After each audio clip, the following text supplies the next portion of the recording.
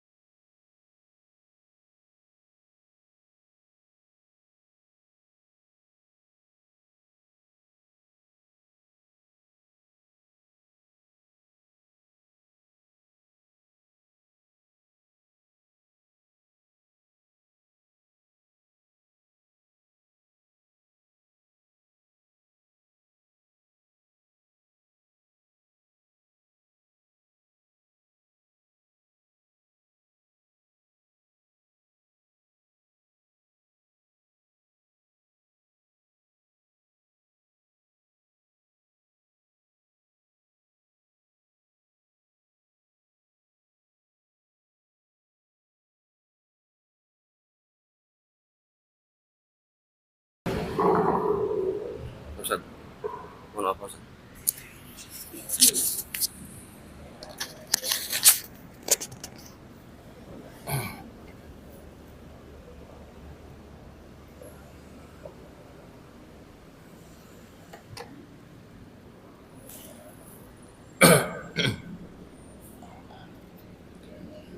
Bismillahirrahmanirrahim. Assalamualaikum warahmatullahi wabarakatuh. Alhamdulillah. Wassalatu wassalamu ala Rasulillah wa ala alihi wa ashabihi wa man tabi'ahum bi ihsan ila yaumiddin, amma ba'd. Alhamdulillah, kita bersyukur pada Allah Subhanahu wa taala diberikan keimanan dan diistiqomahkan dalam keimanan sampai hari ini, sehingga dengan keimanan tersebut mudah untuk kita mencintai kebaikan,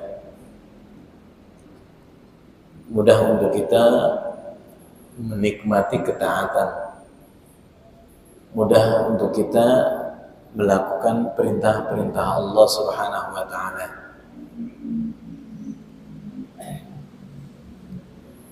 Merupakan sesuatu yang sangat besar, yang sangat agung ketika Allah memudahkan kita untuk taat kepadanya. Berarti menunjukkan bahwa Allah memang mencintai kita, ya, karena kita dimudahkan dalam ketaatan. Dan semoga ini menjadi sebuah bukti bahwa kita mencintai juga Allah Subhanahu wa taala. Dan kita bermohon pada Allah Subhanahu wa taala untuk mengekalkan rasa ini, anugerah ini, sampai Allah Subhanahu wa taala menghendaki kita untuk berjumpa dengannya dan diizinkan olehnya untuk bisa menatap wajahnya yang mulia.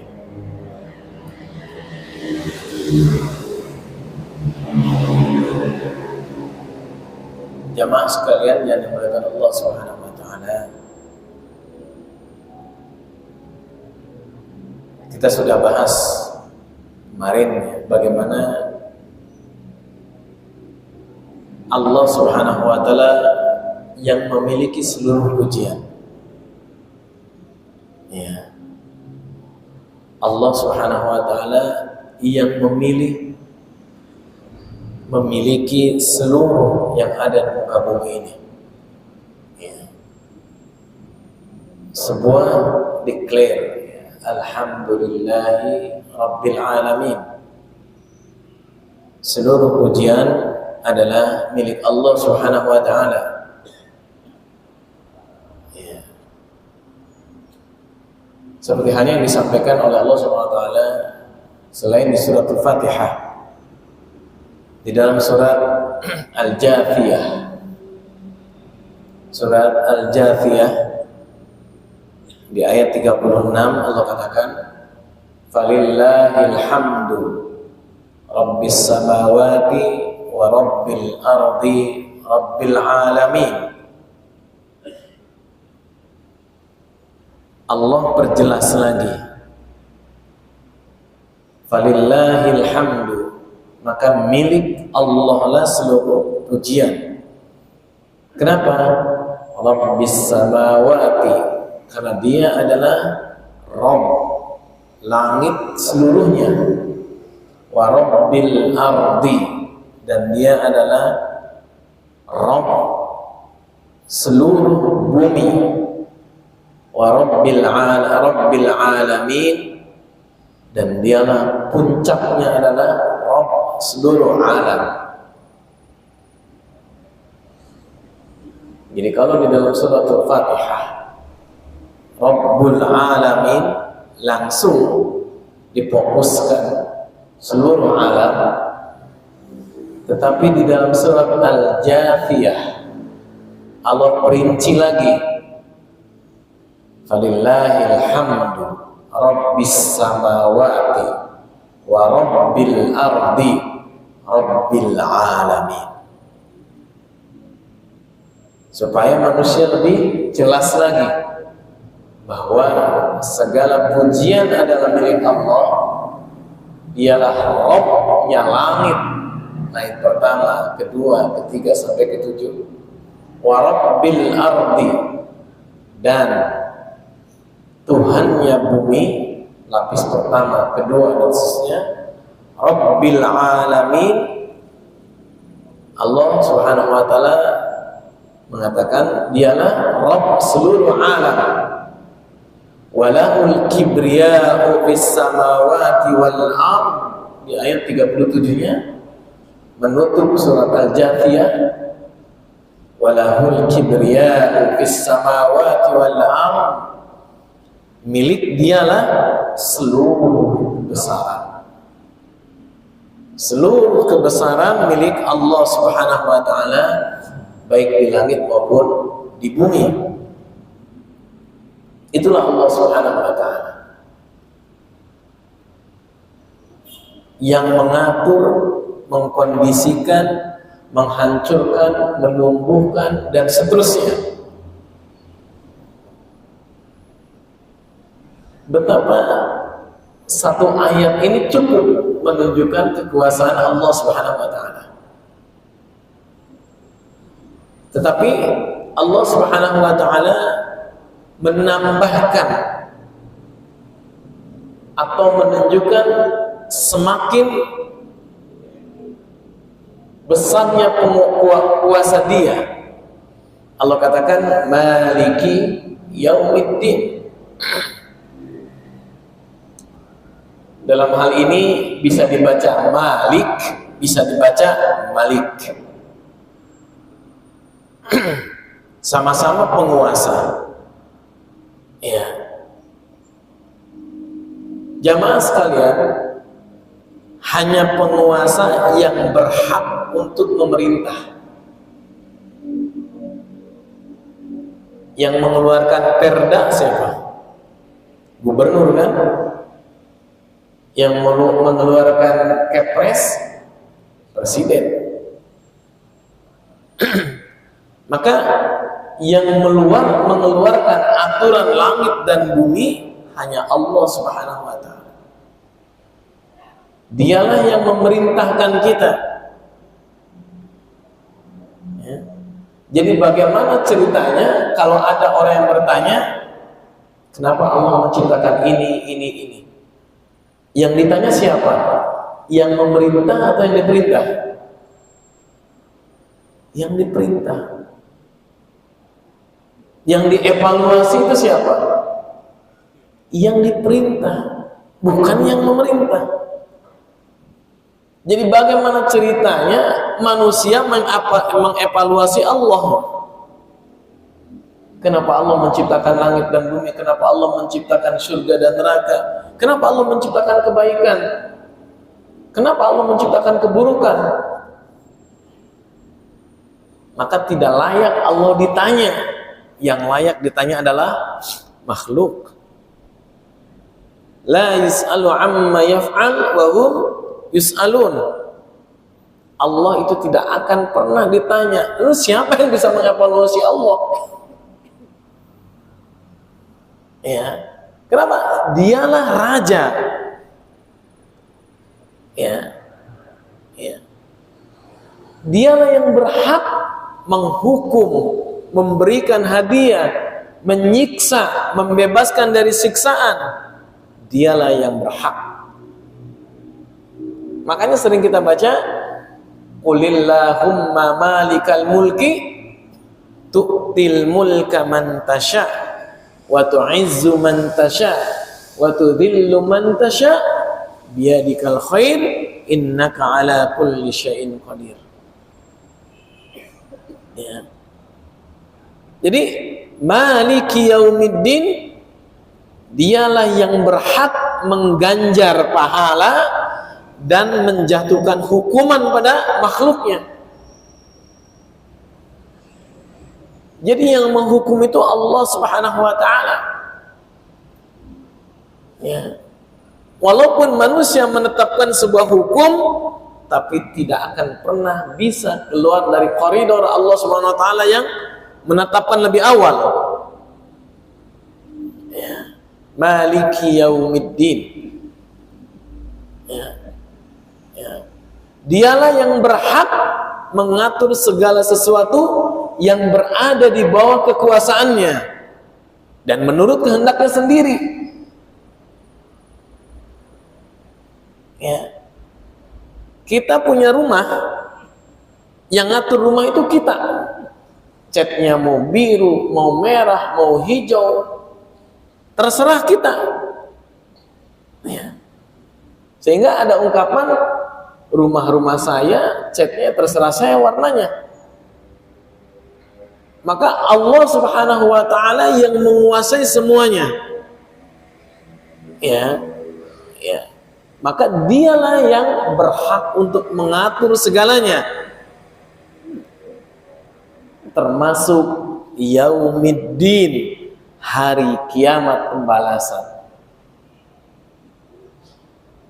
Dia yang berhak, siapa yang dia bebaskan dari siksaannya, siapa yang dimasukkan ke dalam surganya, itu hak prerogatif Allah Subhanahu wa taala. Ya. Kita sering baca, man dzalladzi yashfa'u 'indahu illa bi'idnih. Siapa yang berhak memberikan syafaat dan siapa yang berhak mendapatkan syafaat, itu semuanya hanya izin Allah Subhanahu wa taala. Ya. Makanya di antara para Nabi SAW yang diberikan izin kelak untuk memberikan syafaat. Tapi siapa yang bisa diberikan syafaat oleh Rasulullah, itu hanya izin dari Allah Subhanahu wa taala. Bahkan Rasulullah tidak bisa menentukan. Bukankah datang hadis pada kita bahwa ketika Nabi SAW memberikan minum dari Al-Kautsar atau telaga Kautsar, ada yang ingin diberikan oleh Nabi tapi dicegah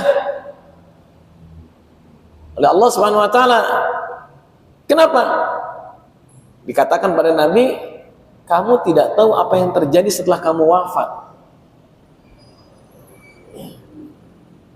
Jangankan di akhirat, bahkan di dunia Allah katakan innaka la tahdi man ahbabta walakinallaha yahdi man yasha. Allah yang memberikan hidayah, petunjuk, taufik bagi siapa yang dikehendakinya, dan Allah Subhanahu wa taala tidak memberikan hidayah pada yang Dia tidak kehendaki. Dan engkau Muhammad tidak bisa memberikan hidayah pada orang yang engkau kehendaki. Ya. Secara strata sosial lebih mulia Abu Thalib daripada Bilal bin Rabah. Secara strata sosial, apalah artinya Bilal? Seorang budak, hamba yang hidupnya di bawah naungan rajanya, tuannya, bahkan antara hidup dan matinya, kebebasan dan kemerdekaannya di bawah tuannya. Tapi Allah berkehendak hidayah pada Bilal, Allah berikan hidayah. Dan Allah tidak berkehendak hidayah pada Abu Thalib yang notabene merupakan paman Nabi, Allah tidak memberikan. Ya, maka hari pembalasan ad-din, yaumuddin, hari kiamat disebut sebagai hari pembalasan karena pada saat itu seluruh umat manusia akan menerima balasan hasil dari perbuatannya. Wala taziru waziratu wizra ukhra. Seseorang tidak menanggung dosa orang lain kecuali perkara-perkara yang memang ditentukan harus seperti itu. Hal jazaul ihsani illal ihsan. Apakah ada balasan kebaikan kecuali kebaikan selain kebaikan? Ya. Maka Allah yang menentukan. Ya. Allah yang menentukan amalan kita itu diterima atau tidak. Amalan kita itu bermanfaat atau tidak. Saat itu Allah Subhanahu wa taala menentukan jamaah sekalian. Allah yang menentukan. Boleh jadi dengan amalan yang kecil kita remehkan amalan tersebut, Allah menjadikan dia sebab masuk surga, mendapatkan ridhonya. Dan Allah lah yang menentukan. Boleh jadi amalan besar, tapi Allah menolaknya dan bisa jadi menyebabkan dia masuk ke dalam siksaan Allah Subhanahu wa taala. Allah yang menentukan. Ya. Maka pada hari itu nampak dengan sangat jelas bagi manusia kemahakuasaan Allah dan kemahaadilan Allah. Tampak jelas. Karena saat itu seluruh amalan manusia ditampakkan. Jadi kalau hari ini ada orang yang mengatakan Allah nggak adil, maka saat itu Allah tunjukkan keadilan yang sebenarnya. Dan keadilan sebenarnya bukan di dunia. Ada perkara-perkara yang memang Allah tidak selesaikan di dunia. Boleh jadi dibawa nanti ke akhirat, di pengadilannya yang paling adil. Ya. Seperti halnya Allah katakan, limanil mulkul yaum. Hari ini kerajaan punya siapa? Lillahil wahidil qahhar. Pemiliknya adalah Allah wahid, yang maha esa. Tidak ada yang ada kekuasaan. Ya, tidak ada yang mengamandemen. Itu amandemen itu. Ya, tidak ada yang menginterupsi. Limanil mulkul yaum. Lillahil wahidil qahhar. Makanya hati-hati ketika kita bersengketa dengan orang, lalu orang itu mengatakan saya akan bawa ini ke pengadilan di hadapan Allah Subhanahu wa taala. Itu harus hati-hati, dan itu betul terjadi, akan terjadi. Dan nanti di akhirat, yaumul la yanfa'u malu wala banun. Sudah tidak ada lagi manfaat harta dan anak. Walaupun ada manusia yang ingin menyelamatkan dirinya dengan tebusan anak keluarganya. Yawaddul mujrimu yawaddul mujrimu law yaftadi min adzabi yauma idzin bibani wa sahibatihi wa akhihi wa fasilatihi allati tuwi. Nanti ada suatu hari nanti, insya Allah bapak-bapak akan lihat, ibu-ibu akan lihat, akan ada orang, akan ada manusia yang dia menjadikan anak istrinya tebusan supaya dia selamat dari siksa Allah Subhanahu wa taala. Ibu bapak akan saksikan ada orang yang mengorbankan anak istrinya hanya untuk supaya dia selamat dari siksa Allah Subhanahu wa taala. Yawaddul mujrimu law yaftadi min adzabi yaumi idzin bibani. Bahkan di dunia juga sendiri ada yang menjual istrinya hanya untuk kesenangan suaminya. Hanya ada yang menjual anaknya hanya untuk kebahagiaan orang tuanya. Dan nanti di akhirat akan lebih jelas lagi, Bapak Ibu sekalian. Ya. Jadi pada hari itu Allah Subhanahu wa taala menunjukkan dengan sejelas-jelasnya betapa dialah yang maha kuasa, betapa dia yang maha adil. Ya, jangankan di hari itu, pada saat sakaratul maut kita akan lihat jelas betapa apa yang kita lakukan itulah yang akan menjadi pengadilan diri kita. Laqad kunta fi ghaflatin min hadza fakashafna 'anka ghita'aka fabasaruka al-yawma hadid. Ada di dalam surat Qaf ayat 21, 22, 23. Waja'at sakratul mauti bil haqq dzalika ma kunta minhu tahid wa nufikha fis sur dzalika yaumul wa'id, dan seterusnya. Jamaah sekalian yang dimuliakan Allah Subhanahu wa taala, pada hari itu, hari pengadilan, seluruh raja dan penguasa yang dulu berkuasa di dunia selesai jabatannya. Makanya di dunia itu orang menjabat sebentar atau lama, suatu saat akan selesai.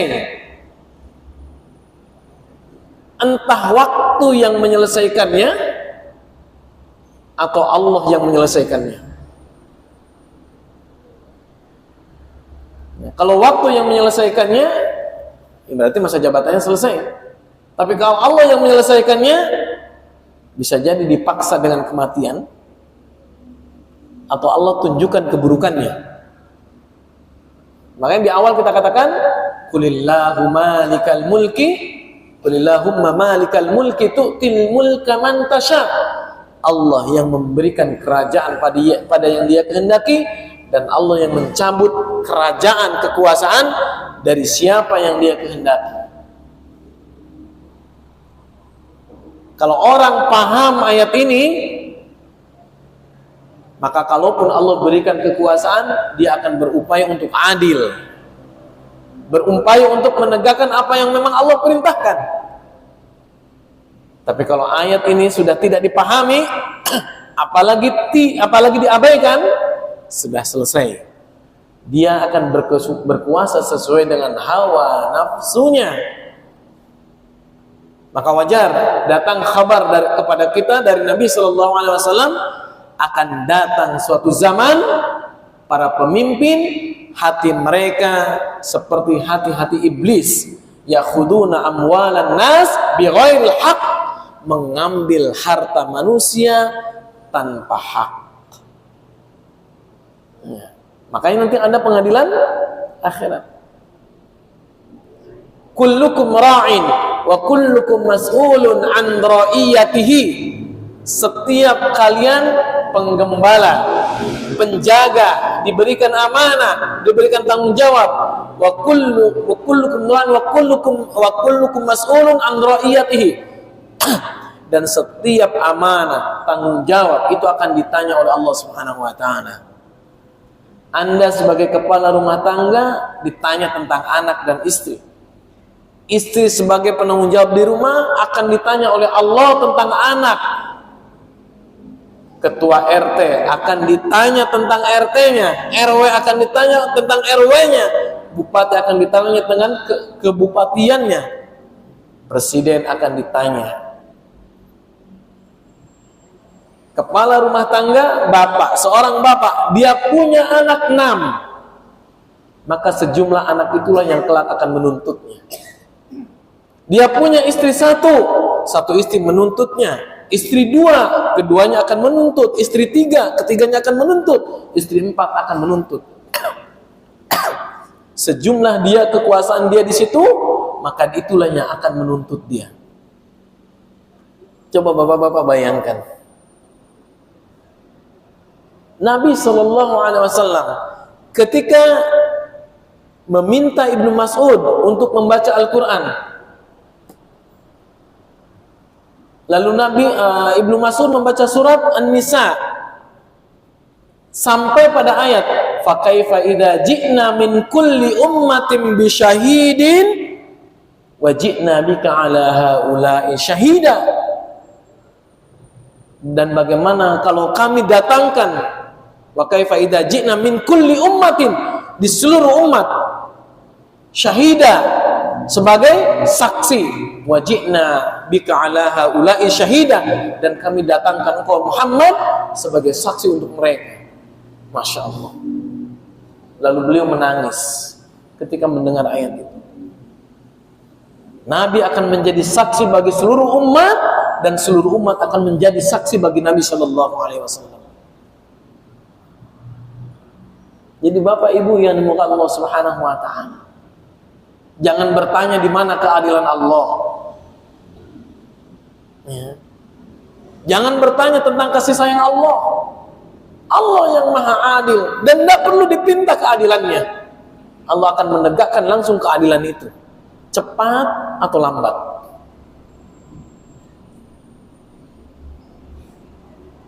Lebih baik keadilan itu ditegakkan sekarang di dunia daripada keadilan itu ditegakkan di akhirat, yang sudah tidak lagi bermanfaat harta dan anak maupun syafaat kalau Allah tidak izinkan. Maka selesaikan sekarang urusan kita dengan manusia, dengan tetangga kita, dengan anak kita, dengan istri kita, dengan suami kita. Selesaikan kalau memang ada urusan. Karena pengadilan akhirat jauh lebih berbahaya daripada keadilan dunia. Dan akhirat sudah tidak berfungsi lagi istighfar, karena tidak ada lagi amal saat itu kecuali jaza atau balasan. Ya. Maka pada saat itu jamaah sekalian, tidak ada bedanya antara raja dengan rakyat. Tidak ada bedanya antara tuan dengan hambanya. Tidak ada bedanya antara bawahan dengan atasan. Semuanya sama. Ya. Kalau saling menuntut, silakan tuntut. Bahkan seekor kambing yang ditanduk, dia akan menuntut yang menanduknya. Masya Allah. Ya. Jadi jangan kira nanti bapak nggak ditanya tentang anak bapak. Dia kelak akan menuntut. Begitu juga bapak bisa menuntut anak bapak. Ya. Datang sebuah khabar, ya, sebuah kisah pada zaman Umar bin Khattab radhiyallahu taala an. Datang seorang ayah ngadu kepada Umar, wahai Umar bin Khattab, Anda pemimpin kami, saya ingin keadilan untuk anak, untuk saya, karena anak saya membangkang. Itu seorang ayah. Apa kata anaknya? Wahai Amirul Mukminin, kalau ayah saya bisa nuntut saya, maka saya pun bisa nuntut dia, kan? Kata Umar bin Khattab, ya, kamu bisa nuntut bapakmu. Lalu apa kata anaknya? Wahai Amirul Mukminin, saya minta keadilan dari bapak saya. Saya berhak mendapatkan ibu yang bisa mendidik saya, tapi bapak saya tidak memberikan ibu yang layak. Ibu saya hanya tempat pelampiasan seksual saja. Dia tidak dilatih oleh bapak saya untuk bisa memberikan pendidikan pada saya. Saya nuntut itu. Yang kedua, Amirul Mukminin, seseorang anak berhak mendapatkan nama yang bagus, tapi bapak saya memberikan nama ju'al, artinya serangga yang hinggap di kotoran. Saya nuntut itu, Pak, wahai Umar bin Khattab. Yang ketiga, wahai Amirul Mukminin, saya berhak mendapatkan pendidikan Al-Quran dari bapak saya, tapi bapak saya tidak mendidik Al-Quran, maka saya minta keadilan. Anak nuntut, Pak. Itu di dunia. Gimana lagi nih di akhirat? Gimana ceritanya ketika istri bapak nuntut, saya begini tuh karena suami saya cuek, suami saya tidak didik, suami saya bla bla bla.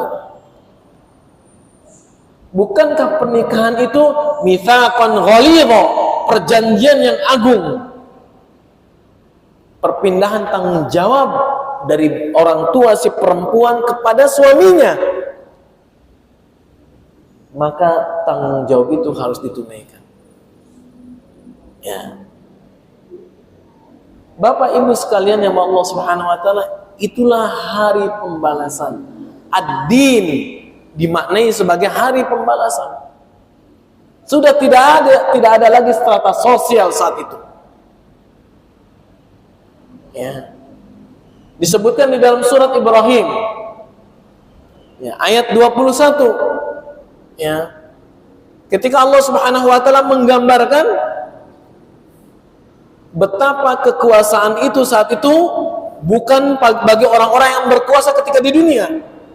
Ya, Allah katakan, Allah sampaikan kepada kita, wa barazu lillahi jami'a. Ketika mereka semuanya dikumpulkan, faqala ad-du'afa'u lilladzina istakbaru inna kunna lakum taba'an fahal antum mughnuna 'anna min 'adzabillah. Orang-orang yang dulu menganggap orang lain raja, menganggap orang lain berkuasa, dia sebagai pengikutnya, dia menagih. Dulu kan aku ngikutin engkau, dulu aku bawahan engkau, dulu aku mengikuti perintah engkau. Fal antum mughnuna 'anna min 'adzabillah. Sekarang kira-kira bisa enggak kamu selamatkan aku dari siksa Allah? Apa jawaban orang-orang yang dulu berkuasa, yang dulu sok jadi raja? Apa jawaban mereka? Qalu law hadanallahu lahadainakum.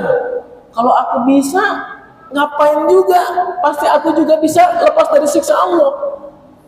Sawa'un 'alaina ajazi'na am sabarna ma lana min mahis. Sama aja. Hari ini kita sama. Mau sabar enggak sabar sudah tidak ada gunanya. Ya. Maliki yaumiddin. Ya.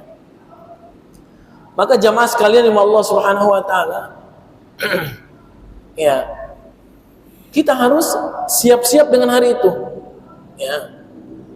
Jangan sampai kita memiliki urusan dengan orang lain yang mempersulit diri kita masuk ke dalam surganya Allah Subhanahu Wa Taala. Ya. Termasuk dengan keluarga kita. Ya. Termasuk dengan keluarga kita. Jadi berat. Ya. Selesaikan hari ini. Kalau memang harus diselesaikan sekarang.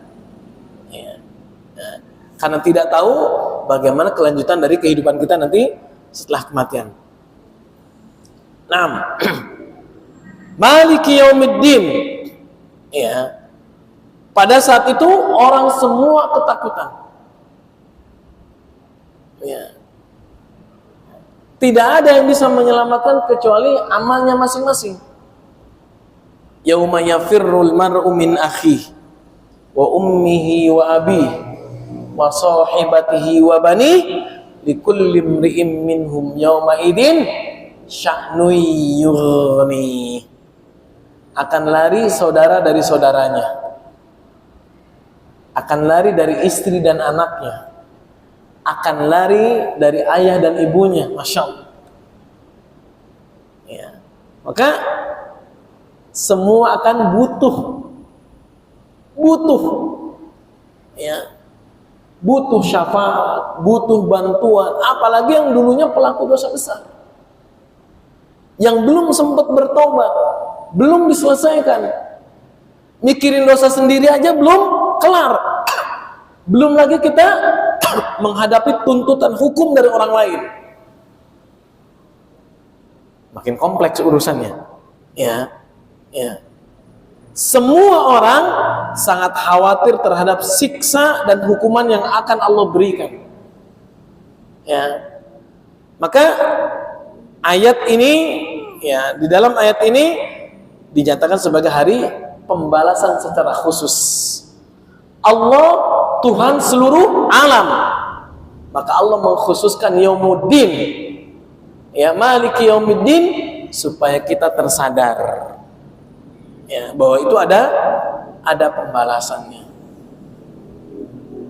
Maka untuk mengantisipasi maliki yaumiddin, Allah berikan solusi juga.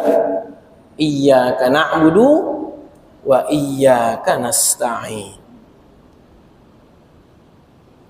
Allah, ya, meletakkan objek pembahasan itu di awal, iyyaka.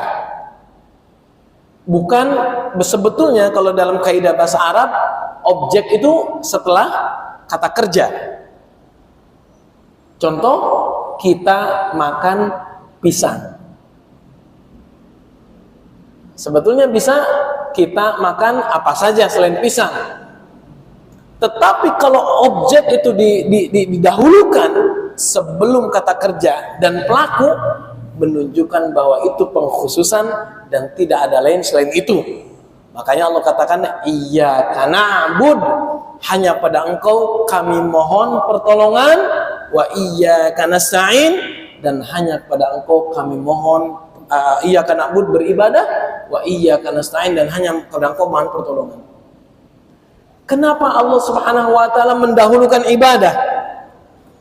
Karena ibadah umum. Ibadah itu umum. Ya, semua yang membawa kepada keridhaan Allah, baik ucapan maupun perbuatan, itu ibadah. Tetapi isti'anah itu khusus. Karena isti'anah itulah yang menyebabkan bisa ibadah. Ibu bapak, kita bisa melakukan ibadah itu karena pertolongan Allah, bukan karena kemampuan kita. Jangankan kita sujud, ruku' dan seterusnya, bernapas pun kita perlu bantuan Allah Subhanahu wa ta'ala. Sering saya sampaikan, zikir pagi dan petang. Ya Hayyu ya Qayyum birahmatika astaghith, aslih li sya'ni kullah wa la takilni ila nafsi wa la takilni ila nafsi tarfata ain, walaupun sekejap mata. Jangan pernah kita menyandarkan diri kita pada diri kita, walaupun sekejap mata.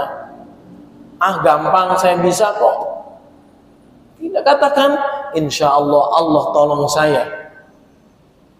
24 jam semuanya kita butuh pertolongan Allah Subhanahu wa taala. Ya. Dan orang yang dibantu untuk taat itulah pertolongan yang paling besar. Ya.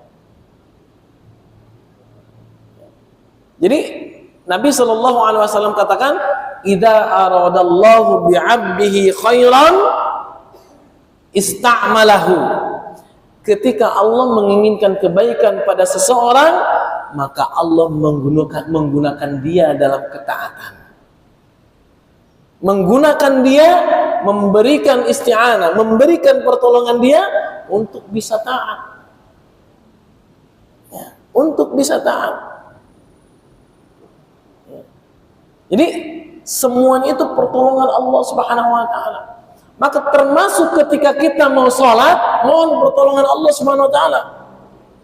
Karena sering kita merasa bisa kok saya sholat. Betul, memang bisa. Tapi bisakah khusyuk? Dari awal sampai akhir? Bisakah kita fokus tidak mengingat selain sholat dari mulai takbir sampai salam? Itu berat. Kalau nggak Allah bantu. Sering kita, Masya Allah, takbirnya ingat, lupa, baru ingat lagi kapan? Salam. Ya kan? Seperti itu. Apalagi ketika kita menahan BAB, menahan BAK, ada keperluan, buru-buru, lagi sholat aja lihat jam. Ini imamnya kapan selesai? Kenapa? Allah tidak tolong dalam kehusyuannya. Belum lagi kalau Allah jadikan kita lupa, ini sudah berapa rakaat? Ya kan? Jangan imam, jangan makmum. Kalau sudah Allah kasih lupa, susah. Ya, sama.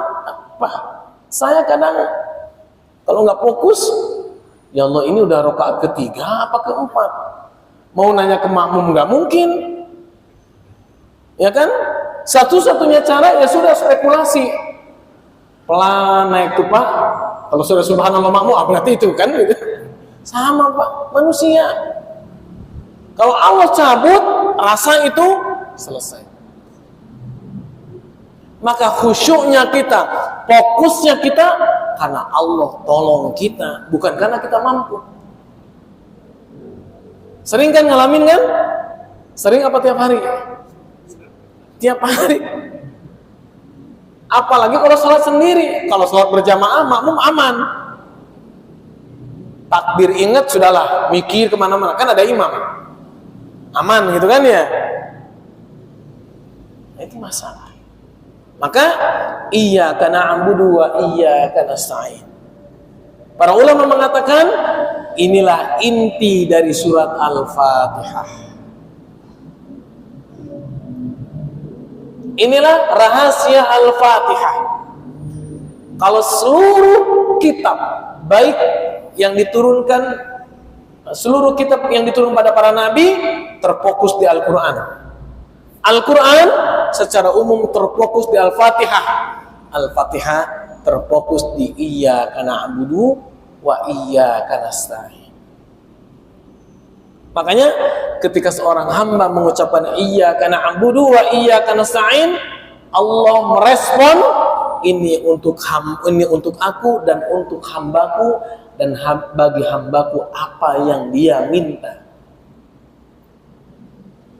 Maka tidak berlebihan ketika ibu bapak membaca iyyaka na'budu wa iyyaka nasta'in, mintalah saat itu di hati bapak. Minta apa aja supaya Allah tolong kita. Minta bisa berjumpa dengan Allah, minta bisa menatap wajah Allah yang mulia, minta supaya bisa bertemu dengan Rasulullah, minta supaya husnul khotimah. Makanya itu bisa dilakukan kalau kita ada persiapan. Jangan sampai kita ingatnya bismillah, ingat lagi walad dhalin. Masya Allah. Ini 6 ayat sisanya kemana? Padahal itu dialog, Allah jawab. Sementara hati kita kemana-mana. Lagi-lagi hanya Allah yang bisa menolong kita. Insya Allah kita lanjutkan bulan depan pembahasan ini, ya, karena Masya Allah itu entah bakso atau bubur itu udah nunggu. Kasihan kalau dibiarkan. Ya, silakan kalau ada yang ditanyakan. Ya. Baik. Bagi bapak-bapak ibu yang ada pertanyaan, silakan. Dari ibu-ibu ya, dari Pak Pai, asli Pak Pai.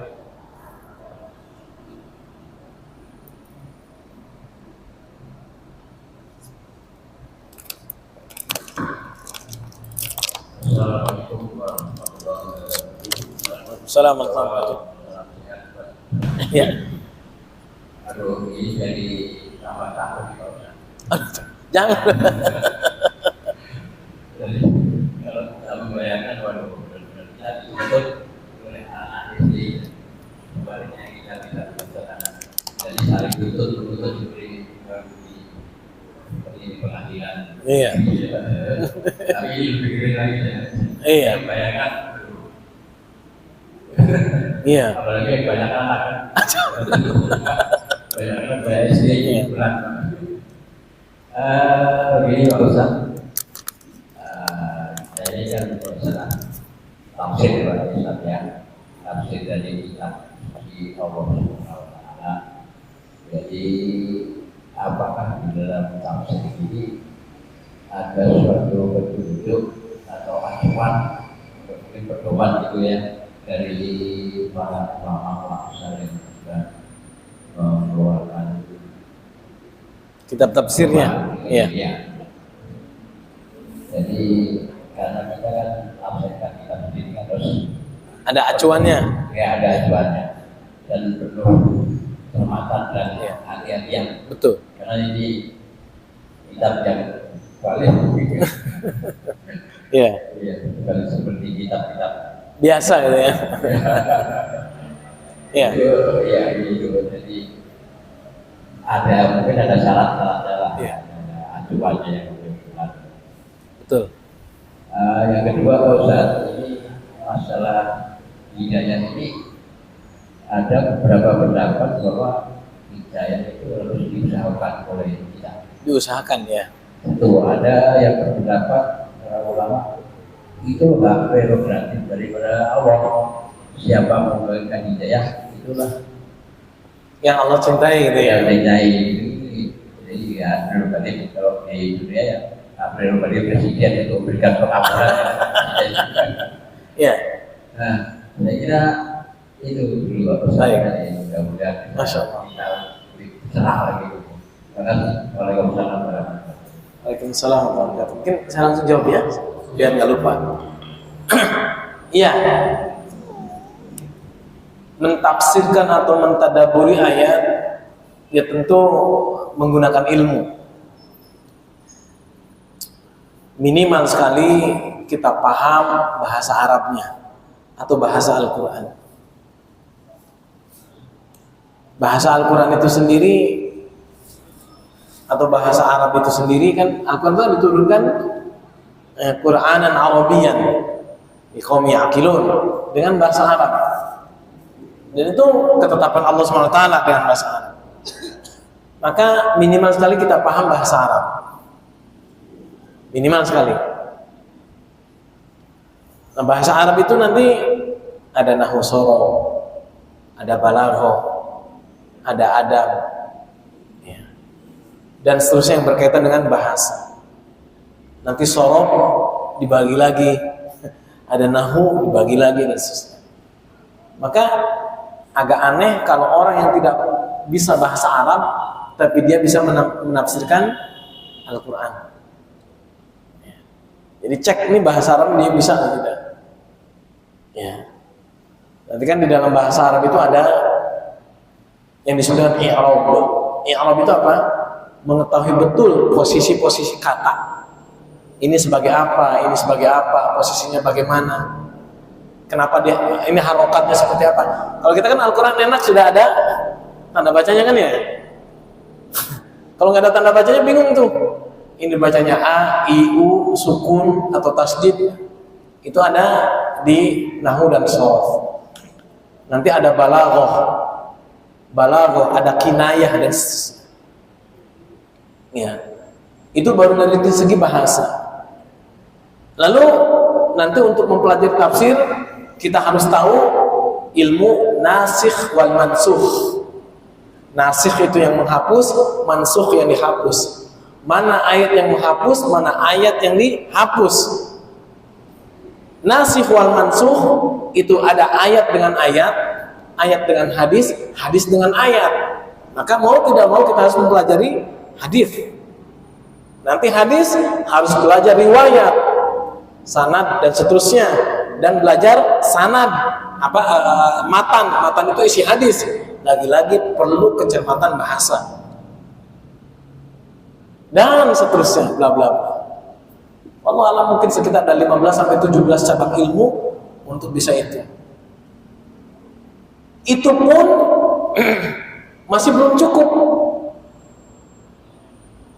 Ya, saya ini tidak mentafsirkan menurut saya, tetapi saya ambil dari beberapa kitab atau beberapa pendapat. Yang biasa saya gunakan tafsir Muyassar, lalu tafsir As-Sa'di, tafsir Ibnu Katsir, tafsir Syekh Utsaimin, Aisirut Tafasir untuk yang ditulis oleh Abu Bakar Al-Jazairi. Ya mungkin minimal 3 atau 4 itu yang di mutolaah disiapkan. Karena masing-masing ada pendapat untuk ulama. Mereka sendiri seperti tafsir Sa'di yang ditulis oleh Abdurrahman As-Sa'di, beliau pun membawa rujukan beliau dari kitab ini, dari pendapat ini, pendapat tabi'in misalkan, dan seterusnya. Termasuk tafsir Imam Syafi'i rahimahullah ta'ala yang fenomenal. Beliau pun mencantumkan pendapat seperti Ibnu Abbas, Ibnu Mas'ud, Mujahid, Al-Qatil, dan seterusnya. Maka itu mereka ramu dengan sedemikian rupa menjadi pendapat mereka. Kita yang paling mudah kalau ibu bapak mau baca tafsir As-Sa'di atau tafsir Muyassar. Itu bahasanya ringan, ya tentunya terjemah. Kecuali kalau ibu bapak memang bisa bahasa Arab, bisa membacanya, itu lebih bagus lagi. Karena mohon maaf, tanpa mengurangi hormat kami terhadap penterjemah, boleh jadi ada sebuah kata atau kalimat yang tidak mampu diterjemahkan ke bahasa Indonesia yang tepat, kecuali sesuai dengan pendapatnya. Ada. Itu tidak dipungkiri. Kenapa? Semua memiliki kelemahan. Saya tidak bisa menguraikan ini gitu, kecuali dengan pikiran saya. Ya sudah, dia sudah ijtihad. Yang penting dasar dari dasar dari apa yang dia terjemahkan itu ada. Jadi penafsiran itu diambil dari beberapa pendapat, bahkan banyak. Termasuk tafsir yang kita kenal dengan tafsir Quranul Azim Ibnu Katsir. Itu beliau ngambil dari pendapat ulama-ulama yang lain sebelum zaman beliau. Kan gitu ya. Maka semuanya saling berkaitan. Ya. Jadi untuk zaman sekarang tidak ada yang mentafsirkan langsung kecuali dia mengambil dari pendapat ulama-ulama terdahulu. Iya. Boleh kita mentadaburi. Kalau tafsir itu kan mengikuti hukum. Tapi kalau tadabbur itu mengkondisikan sesuai dengan kondisi keadaan zaman sekarang. Tetapi kita tetap harus tahu akarnya di mana. Dan lagi-lagi harus paham bahasa Arab. Kenapa Allah menggunakan kata ini? Kenapa kata ini?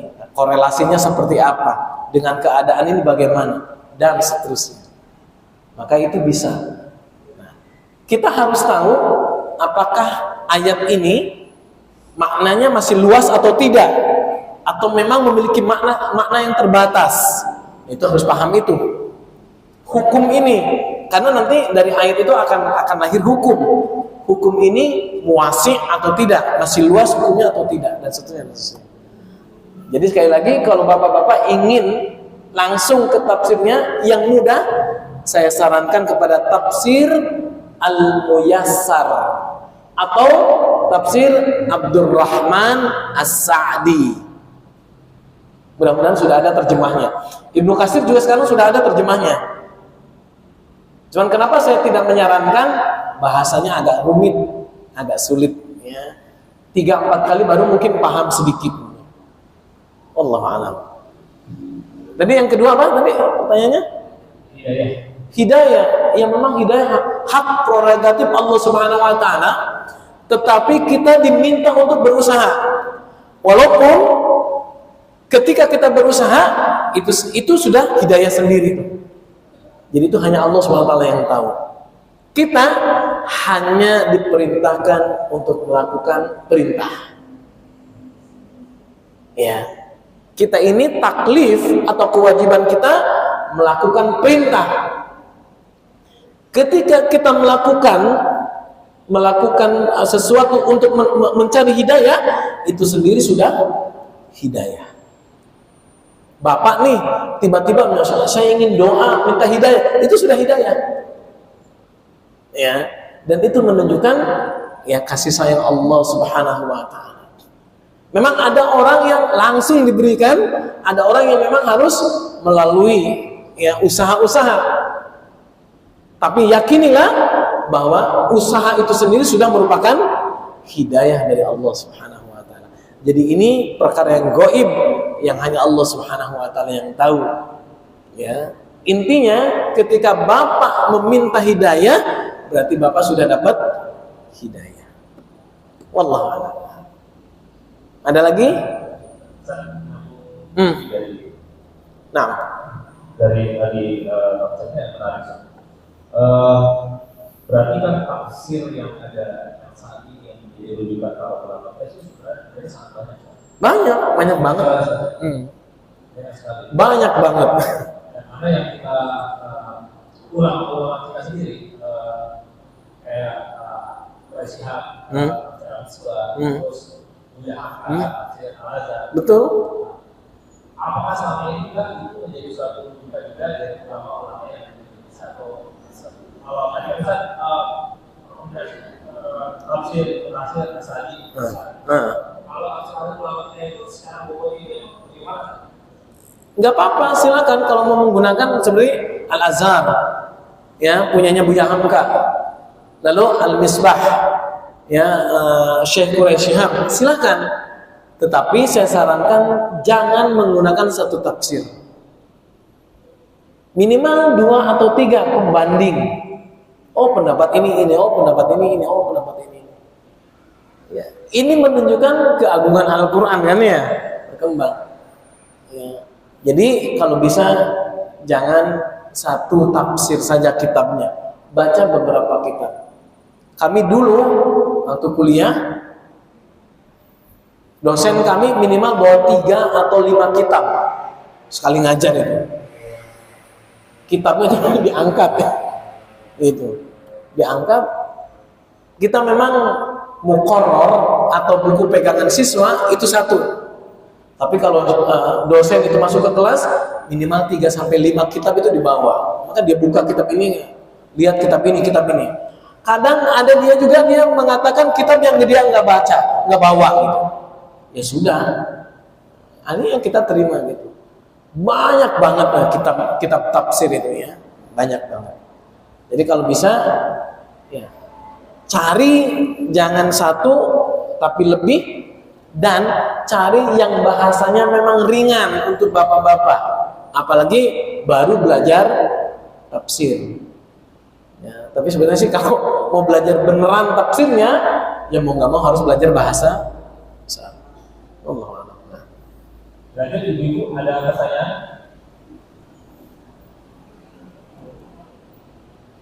Cukup mungkin? Iya ya. Jazakallahu khair. Cukup ya, udah siang. Alhamdulillah, karena waktu sudah lewat disuruh.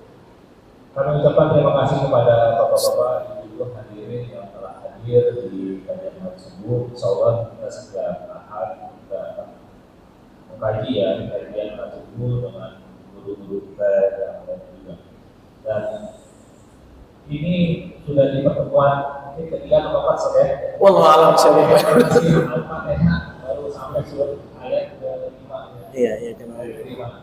Ini sangat luar biasa sekali. Jadi memang ternyata satu ayat per ayat ini sangat mendalam banget. Jadi harap bapak ibu untuk istiqomah untuk mengikuti kajian, kalau bisa ajak saudara-saudara kita, keluarga kita untuk menimba ilmu.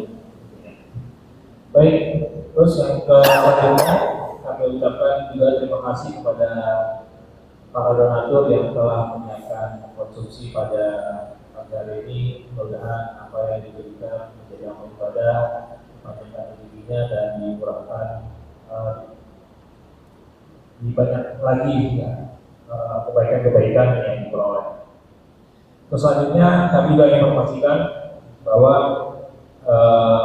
pembangunan masjid kita ini ada dua ya terkait sama lelang terkait ubah, dan kita juga sedang melakukan lelang untuk tinggi tembok masjid yang saat ini baru dari estimasi biaya 270 juta baru terkumpul sekitar 45 juta. Jadi masih kita mengumpulkan untuk biaya.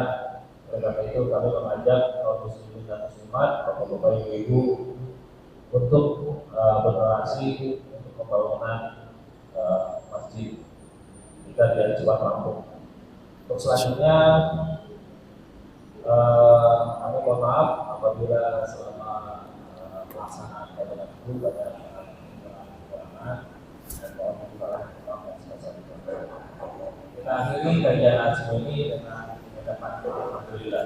Alhamdulillahirobbilalamin. Kita tutup juga dengan doa kita berdoa. Subhanallahumma wa bihamdika, asyhadu an la ilaha illa anta, astaghfiruka wa atubu ilaik. Assalamualaikum warahmatullahi wabarakatuh. Waalaikumsalam.